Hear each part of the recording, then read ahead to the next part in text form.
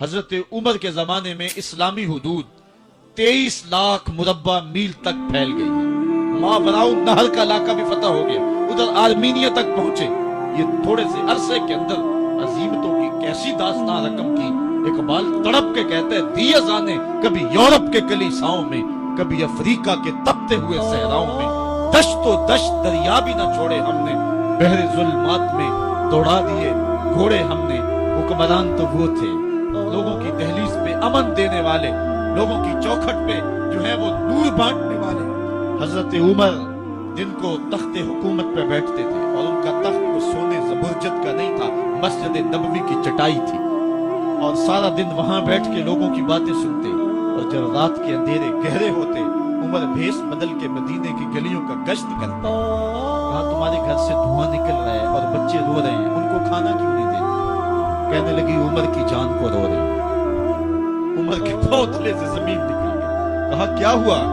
کہا 3 دن سے ہمارے ہاں کھانے کے لیے کچھ نہیں ہے، روزانہ بچے روتے ہیں، اور میں ہنڈیا کے اندر پتھر ڈال کر کے نیچے سے آگ ڈالتی رہتی ہوں کہ بچے انتظار کر کر کے سو جائیں گے، کم وقت سو بھی نہیں رہے، اور وہ پتھر پکیں گے بھی کیا، اور میں عمر کی جان کو رو رہی ہوں۔ حضرت عمر کا کلیجہ دہلنے لگا، فوراً پلٹے واپس بیت المال میں آئے، گھی کا ایک کنستر لیا، آٹے کی بوری لی، مرچ مسالہ جات بہت کچھ اٹھایا، اپنے کندھے پہ رکھا، بوری اپنی کمر پہ لا دی۔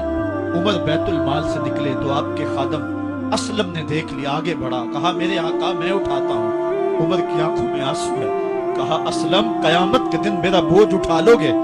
کہا قیامت کے دن تو اپنا اپنا بوجھ اٹھانا پڑے گا۔ کہا عمر کو آج اپنا ہی اٹھانے دو۔ حضرت عمر وہ گھی کا کنستر اور وہ آٹے کی بوری سر پہ اٹھائے ہیں، اور اس خاتون کے گھر جاتے اور دستک دیتے ہیں۔ وہ جب دیکھتی ہے اس کی جان میں جان آ جاتی ہے۔ کہا جلدی جلدی آٹا گوندو، اور عمر سبزی کاٹنے لگ جاتے ہیں۔ حضرت عمر رضی اللہ تعالی عنہ سبزی تیار کر دیتے، ادھر آٹا گند جاتا ہے، اور پھر اوپر چولہا رکھا جاتا ہے، چولہے کے اندر آگ رکھی جاتی ہے، وہ کھانا پکانے لگتی ہے، آگ بجھتی ہے۔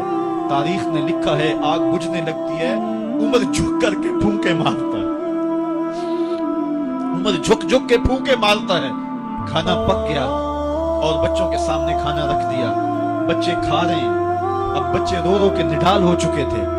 حضرت عمر اپنے ہاتھوں کو اور اپنے گھٹنوں کو اور اپنے پاؤں کو زمین پہ لگا کے، جس طرح بکری کا بچہ چلتا ہے ویڑے کے اندر، کبھی ادھر چلتے ہیں کبھی ادھر چلتے ہیں، تاکہ بچے مجھے دیکھ کے خوش ہوں، اور دل میں کہتے عمر جتنا رلایا ہے اب اتنا ہنسانا بھی پڑے گا۔ تو کبھی عمر امیر المومنین، یہ میں کسی آج کے جو ہے وہ لوگوں کے ووٹوں پہ منتخب ہونے والے حکمران کی کہانی نہیں سنا رہا، میں اس عمر کی کہانی سنا رہا ہوں جو 23 لاکھ مربع میل کا حکمران ہے، آدھی دنیا کا بادشاہ ہے۔ حضرت عمر جو ہے جس طرح بکری کا بچہ چلتا ہے، اس طرح اپنے ہاتھ اور اپنے گھٹنے زمین پہ ٹیک کر کے جو ہے وہ اس طرح چلتے ہیں۔ بچے عمر کو دیکھ کے مسکراتے ہیں۔ جب بچے مسکرانے لگے تو حضرت عمر نے اس خاتون سے کہا بڑھیا عمر کو معاف کر دے۔ اس نے کہا تو اتنی ہمدردی کیوں کرتا ہے؟ کہا عمر بیچارہ بڑا پھنسا ہوا ہے، فکر ہے اس کو یرموک و فسطاط و حلوان کی، جب فتح ہے مصر تو تیاری ہے ایران کی، آتے جاتے وفد سے ملاقات بھی کرتا ہوگا، اور شب کو معلوم حالات بھی کرتا ہوگا، کانٹوں میں الجھی ہوئی بیچارے کی جان ہے، نیند اس کو بھی آتی ہے، آخر وہ انسان ہے، میری بہن عمر کو معاف کر دے۔ اس نے کہا نانا عمر کی بات میرے سامنے نہ کر، قیامت کا دن ہوگا، عمر کا گریبان ہوگا اور میرا ہاتھ ہوگا۔ جب اس نے یہ بات کہی تو عمر برداشت نہ کر سکے، بچوں کی طرح بلک بلک کر رونے لگے۔ کہا وہ بد نصیب عمر تیرے سامنے ہے، آج ہی کہلا جو کہنا ہے، قیامت کے دن مجھے معاف رکھنا۔ اس نے کہا تو عمر ہے؟ کہا بد نصیب عمر تیرے سامنے کھڑا ہوں۔ میرے عمر کہتے ہیں اگر دجلہ کے کنارے ایک بکری کا بچہ بھی پیاسا مر گیا، اس کا حساب بھی عمر سے لیا جائے گا۔ ایک دن حضرت عمر بیٹھ کے رو رہے تھے، تو کسی نے کہا حضرت رو کیوں رہے ہیں؟ فرمایا کہ میں اس لیے رو رہا ہوں کہ فلاں پل سے بکریاں گزری ہیں، تو پل کے اندر شکستگی تھی، ٹوٹا ہوا تھا پل درمیان میں، اس میں ایک بکری کی ٹانگ ٹوٹ گئی ہے، تو میں ڈرتا ہوں کہ میرا رب یہ نہ پوچھے کہ عمر تو نے پل صحیح تعمیر نہیں کروائے تھے کہ ایک بکری کے ٹانگ میں۔ یہ ہے حضرت عمر رضی اللہ تعالی عنہ۔ اللہ اکبر۔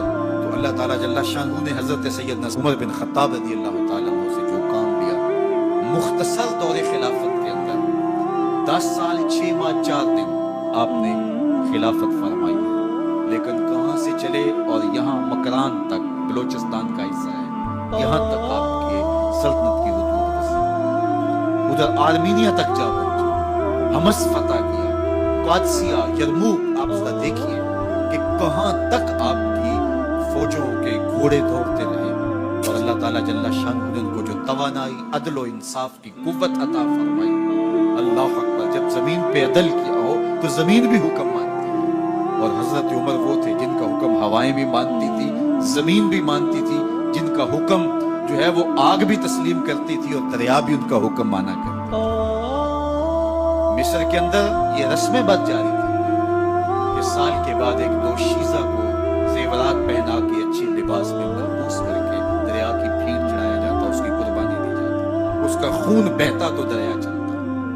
جب مسلمانوں نے مصر فتح کیا تو گورنر نے لکھا کہ اسلام تو اس طرح کی رسوم کی اجازت نہیں دیتا، لیکن خشک سالی ہے، لوگوں کی فصلیں ویران پڑی ہے، تو حضرت کیا کیا جائے؟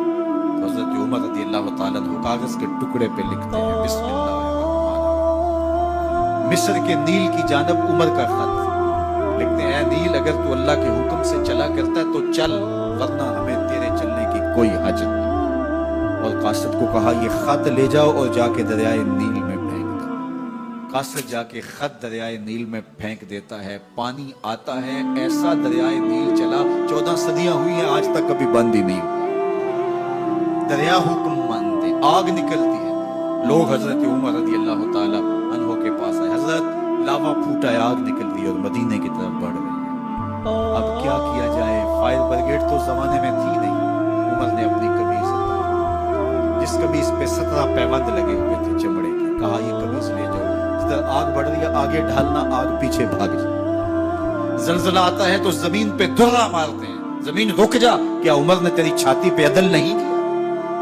تو یہ عمر ہے رضی اللہ تعالی عنہ کہ جن کے انصاف کی وجہ سے، جن کے عدل کی وجہ سے اللہ تعالیٰ کی رحمات، اس کی برکات کا نزول ہوتا تھا، اور اللہ تعالیٰ نے مسلمانوں کو آبرومند حکومت دی۔ کائنات کی تاریخ کے اندر ایسی حکومت آپ نے نہیں دیکھی ہوگی جو حضرت عمر نے حکومت کی ہے۔ اللہ اکبر۔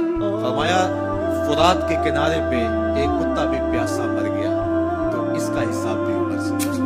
باہر سے سفیر آتا ہے اور آ کے پوچھتا ہے کہ میں امیر المومنین کے، مسلمانوں کے حکمران کے محل میں جانا ہے، تو مسکرا کے کہتے ہیں ہمارے امیر کا تو کوئی محل نہیں ہے۔ کہا کہاں ہے تمہارا امیر؟ کہا مسجد نبوی میں ہوگا یا بیت المال کی اونٹوں کی دیکھ بھال میں لگا ہوگا۔ وہ جب گئے تو مسجد میں نہیں ہے، اللہ اکبر، وہاں گئے تو وہاں بھی نہیں ہے۔ پھر کیا دیکھتے ہیں کہ عمر رضی اللہ تعالی عنہ جنت البقیع کے پاس ایک درخت کے نیچے اینٹ کا سرانہ رکھ کے سوئے، تو اس نے کہا عمر تو نے عدل کیا ہے، تجھے کچی اینٹ پہ بھی نیند آ گئی۔ ہمارے حکمرانوں نے انصاف نہیں کیا اور وہ بند اور محفوظ کمروں کے اندر بھی سکون اور چین کی نیند نہیں سو سکتے۔ حضرت سیدنا عمر رضی اللہ تعالیٰ عنہ نے اس طرح ان امور سلطنت نبھائے۔ آپ دن کو لوگوں کی دیکھ بھالی کرتے، لوگوں کی ضروریات سنتے سمجھتے، اور جب رات پڑتی لوگ سو جاتے، عمر مدینے کی گلیوں میں پہرا دیتے۔ کائنات نے کوئی ایسا بھی حکمران دیکھا ہوگا؟ اللہ اکبر۔ وہ مجاہد جو مختلف محاذات پہ گئے ہوئے ہوتے، ان کے گھروں کی دیکھ بھالی کرتے، ان کی ضروریات کا خیال کرتے، ان کی آبرو کا پہرا دیتے۔ راتوں کی تنہائیوں کے اندر حضرت عمر اٹھتے اور جا کے گشت کرتے، چکر لگاتے، دیکھتے کوئی آنکھ پر نم نہ ہو، مفلسی کا کسی گھر میں ماتم نہ ہو۔ ایک یہودی کا اور ایک منافق کا جھگڑا ہوگا کسی معاملے میں ماجرے میں، تو وہ حضور کے پاس مقدمہ لے گیا۔ حضور علیہ السلام نے سنا وہ یہودی حق پہ تھا، رسول کریم نے اس کے حق میں فیصلہ کیا، تو سچا ہے تیرے حق میں فیصلہ ہے۔ اب وہ جو نام نہاد کلمہ گو تھا اس کو اچھا نہیں لگا، اس نے کہا میں کلمہ پڑھتا ہوں اور میرے حق میں فیصلہ دیا، حالانکہ وہ جھوٹا تھا۔ اس نے اس یہودی کو کہا حضور کے دربار سے باہر نکل کے کہ میں اس مقدمے کا فیصلہ حضرت عمر سے کر رہا ہوں۔ اس کے ذہن میں یہ تھا کہ حضرت عمر کفار کے بارے میں بڑے سخت ہیں، اور جب سنیں گے کہ میں